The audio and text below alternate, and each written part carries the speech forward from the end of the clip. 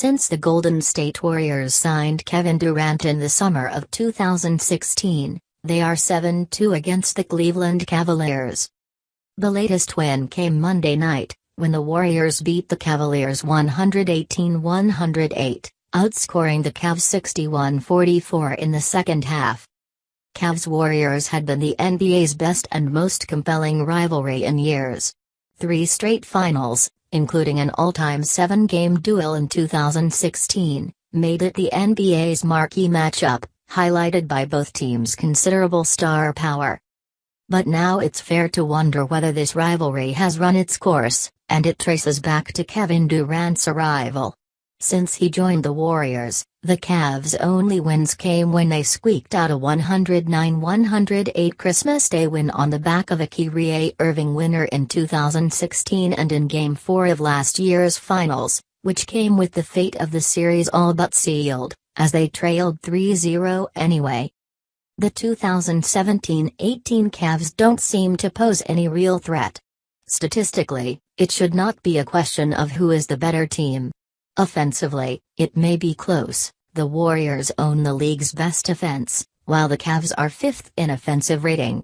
The difference is on defense, where the Warriors are 4th in points allowed per 100 possessions but the Cavs are 29th.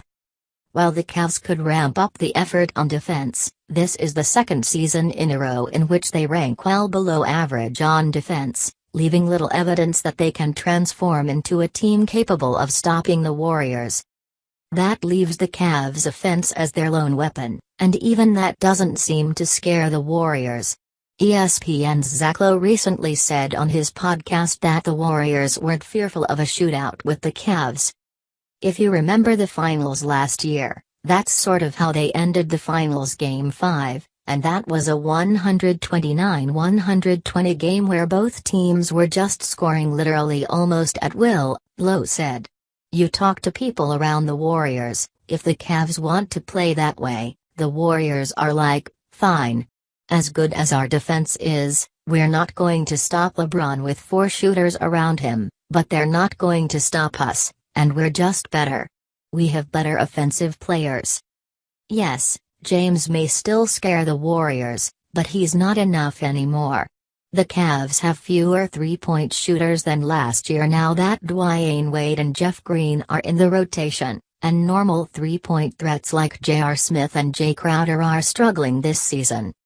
The Cavs also seem to have downgraded in trading Kyrie Irving for Isaiah Thomas, who is recovering from a hip injury and would be hard-pressed to recreate some of Irving's dynamic scoring performances from the past 2 finals. Thomas now appears to be the Warriors' new favorite target on defense, as they showed on Monday. And the whole dance only becomes more fun when the Warriors involve both Kevin Love and Thomas. At the same time, the Warriors seem to have solved the Cavs' method of picking on Stephen Curry. When the Cavs screen Curry to try to force a mismatch, he shows on the ball handler and scrambles to recover onto his man instead of switching. It's been reported in the past that the Warriors used to fear the Cavs most when they surrounded James with shooters and defenders. James could dictate the offense, and the Cavs could grind out defensive possessions. That may not be the case anymore. Theoretically, the Cavs could still roll out some lineups like this, perhaps by flanking James with Smith, Crowder, Iman Shumpert, and Tristan Thompson. Would that be enough to beat these Warriors? They could certainly defend better than most Cavs lineups, but the Warriors' firepower is such that it's hard to imagine Cleveland outscoring Golden State over a long period of time. Even the Cavs seem to have internal doubts about their future. According to ESPN's Dave McMenamin, there is growing discontent on the Cavs as they slog through January, posting a 2-5 record so far and 3-9 record since December 19. While January drama has become the norm for the Cavs, this year's problems seem bigger. They're the oldest team in the league, don't have a good defense, and reportedly don't feel they have the pieces to turn this season around as they have in the past. The Cavs could look for help as the trade deadline approaches, using the Brooklyn Nets' first-round pick that they own to acquire another star. But who is available? Last year's trade deadline had Paul George and Jimmy Butler on the market. This year seems to lack the same star power.